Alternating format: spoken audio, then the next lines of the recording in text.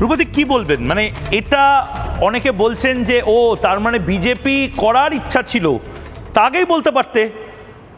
আমি ব্যক্তিগতভাবে রূপদী একটা জিনিস আমার মনে হয় যে এভাবে কোনো রেপ ভিকটিমের পরিবারকে টেনে হিচড়ে রাস্তায় নামিয়ে দিয়ে তাদের নামে টাকা তোলা, রাত দখল, আমরাও তো আবেগে বহু কিছু করেছি, কিন্তু দেখেছি কিভাবে বামেরা টুকরে গ্যাংরা হাইজ্যাক করেছে।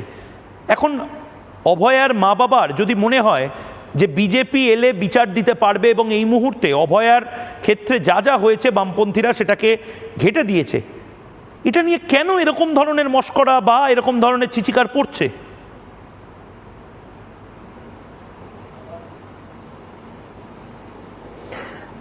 সত্যিই খুব দুঃখের, সত্যিই খুব দুঃখের। প্রচুর মানুষ, আমি দেখছিলাম এই খবরটা পাওয়ার পরে টিভিতেই দেখলাম আপনাদের, অদ্ভুত অদ্ভুত কথাবার্তা লিখছে।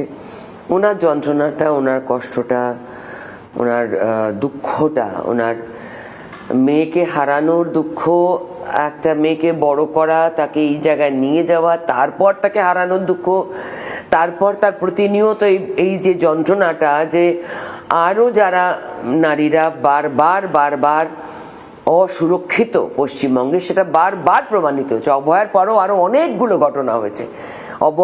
অভয়া করে থামেনি এখানে কেউ, তারপরেও পরপর ঘটনা ঘটে গেছে।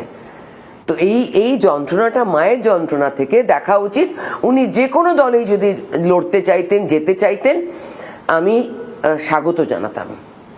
উনি বিজেপির সঙ্গে কথা বলছেন এবং যেতে আগ্রহ প্রকাশ করেছেন, রাজি হয়েছেন, এটা তার লড়াইয়ের মানসিকতার জন্য আমি তাকে মানে ধন্যবাদ জানাই। কিন্তু উনি যদি বিশ্বাস করতেন অন্য কোনো দলে যেতেন এবং উনি যদি ভাবতেন আমি রাজনীতির ময়দানে লড়বো, আমি এর প্রতিকার চাইবো বলে লড়বো, তাহলেও আমি তাকে সম্মান করতাম। উনি কোন দলে গেলেন সেটা ইম্পর্টেন্ট নয়, উনি রাজনৈতিক ময়দানে মানুষের জন্য লড়বার ইচ্ছা প্রকাশ করেছেন, সেই জন্য আমি তাকে সম্মান জানাই।